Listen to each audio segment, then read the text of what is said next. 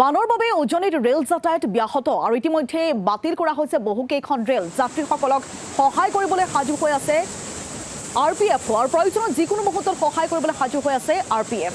আমি যেটো বাম বিভীষিকাৰ খবৰ ইতিমধ্যে আপোনালোকক জনাইছো আৰু বাম বিভীষিকাৰ মাজতে যেটো কেইবাখনো ৰেলৰ চলাচল বাতিল কৰা হৈছে।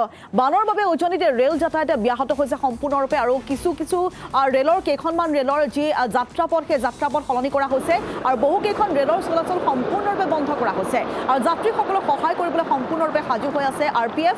প্ৰয়োজনত যিকোনো মুহূৰ্তত সহায় কৰিবলৈ সাজু হৈছে RPF, কিয়নো যাত্ৰীসকল বৰ্তমান সময়ত ৰেল ষ্টেচনত আবদ্ধ হৈ আছে ৰেল বাতিল হোৱাৰ বাবে আৰু যাৰ পৰিপ্ৰেক্ষিতত যথেষ্ট পৰিমাণে তেওঁলোকে সমস্যাৰ সন্মুখীন হ'ব লগা হৈছে। আৰু শেহতীয়া খবৰ আমি ইতিমধ্যে আপোনালোকক জনাইছো, যাত্ৰীসকলক যিকোনো সহায়ৰ বাবে বৰ্তমান সময়ত সম্পূৰ্ণৰূপে সাজু হৈ আছে RPF।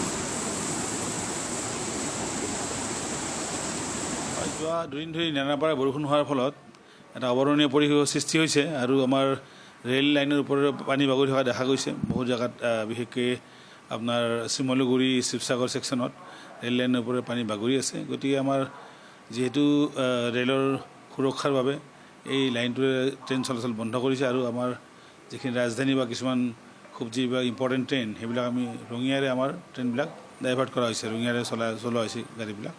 এই ছেকশ্যনটো বন্ধ আছে আৰু তথাপিতো কিছুমান ট্ৰেইন যিবিলাক ৰাজধানী বা এনেকুৱা যিবিলাক খুব ইম্পৰ্টেণ্ট ট্ৰেইন সেইবিলাক ট্ৰেইন গুৱাহাটীলৈ বেক কৰি অনা হৈছে। যিখিনি মানুহ গুৱাহাটীত ৰৈ আছে তেওঁলোক ইয়াৰ পৰা গুৱাহাটীত বৰ্ডিং কৰিব আৰু গুৱাহাটীৰ পৰা যাত্ৰা কৰিব।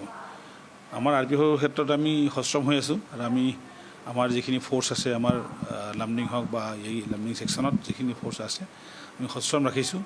যিকোনো পৰিৱেশৰ আমি মুখামুখি কৰা আমি সাজু আছোঁ। আমাৰ ফালৰ পৰা ৰেলৰ ফালৰ পৰা সবিশেষ ব্যৱস্থা কৰা হৈছে।